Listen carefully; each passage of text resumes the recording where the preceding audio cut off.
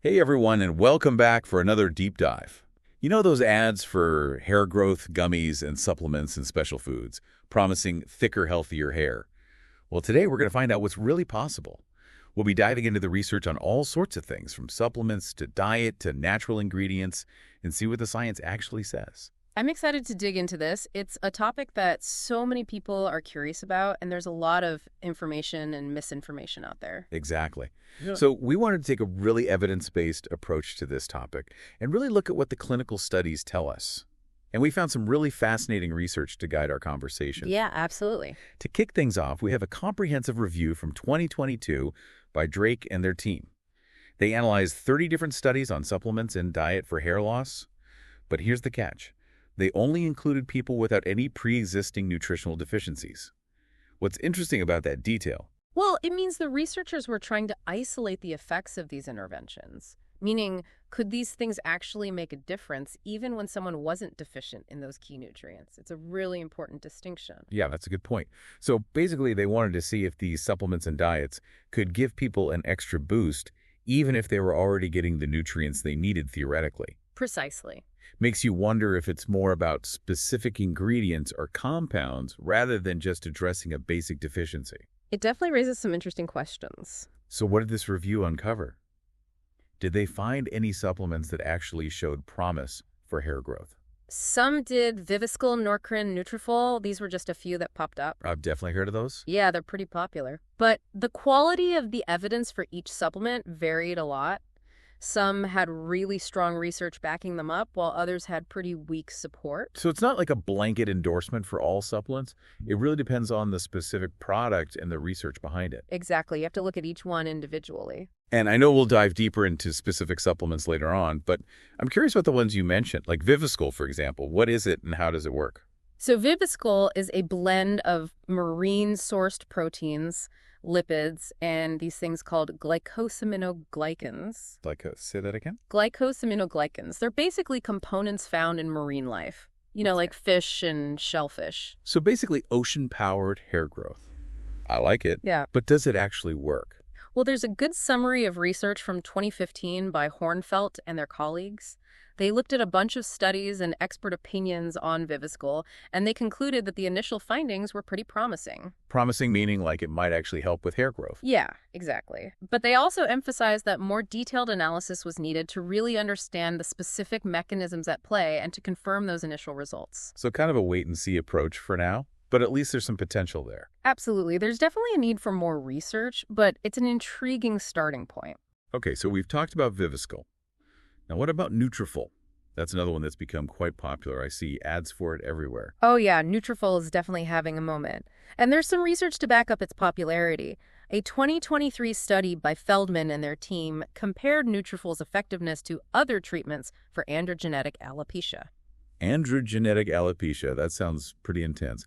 What exactly is that? It's actually the most common type of hair loss. It affects both men and women, and it's often referred to as male or female pattern baldness. Oh, okay. So it's that hereditary hair loss that runs in families. That's the one. And this study was looking at how Nutrafol stacked up against other treatment options for this specific type of hair loss. So they were really putting it to the test. That's interesting. What did they find? They found that Nutrafol did have some positive effects at the 24-week mark. But there were some interesting nuances. The response to the treatment was different for men and women. So it might work better for some people than others. Exactly. And the effects seemed to lessen after 12 weeks. So the initial boost might taper off over time. So it's not necessarily a permanent solution. It's something you might need to use consistently to maintain those results. It seems that way based on this study. It's interesting how with both Viviscal and Nutrafol, we're seeing this pattern of promising but not totally conclusive results. It seems like there's a lot of potential there, but more research is needed to really understand how they work and who they work for. You've hit the nail on the head. It's this constant dance between exciting findings and the need for further investigation. It's like science is always evolving and we're just trying to keep up. Exactly. We're constantly refining our understanding, and that's what makes this field so fascinating. So it's all about staying curious and keeping an open mind. Absolutely. I'm curious about supplements that are specifically designed for certain diets, like veganism, for example. Hmm. Are there any hair growth supplements out there that cater to people following a plant-based lifestyle? There are actually a 2024 study by Sevamani, and their team looked at a vegan version of Nutrafol specifically designed for women following plant-based diets. That's really interesting. I wonder what prompted them to focus on a vegan formulation. Was there something specific about plant-based diets that they were trying to address? It's not entirely clear from the study itself, but it's possible they were looking at specific nutritional needs or hormonal factors that might be more relevant to women following plant-based diets. That makes sense. Yeah. Maybe they were concerned about certain nutrient deficiencies that might be more common in vegan populations. It's definitely a possibility. But regardless of the reason behind it, I'm really curious to know what they found. Did this vegan Nutrafol actually work? Well, the results were actually pretty encouraging. The women in the study experienced significant increases in hair count and a decrease in shedding. So it seems like this vegan version of Nutrafol might hold some real promise for people following plant-based diets. It's great to see options becoming available for different dietary needs. I agree. It's all about inclusivity and making sure everyone has access to potential solutions. But of course, as with all the other supplements we've discussed, more research is needed to confirm these findings and to see if those benefits hold up in the long term.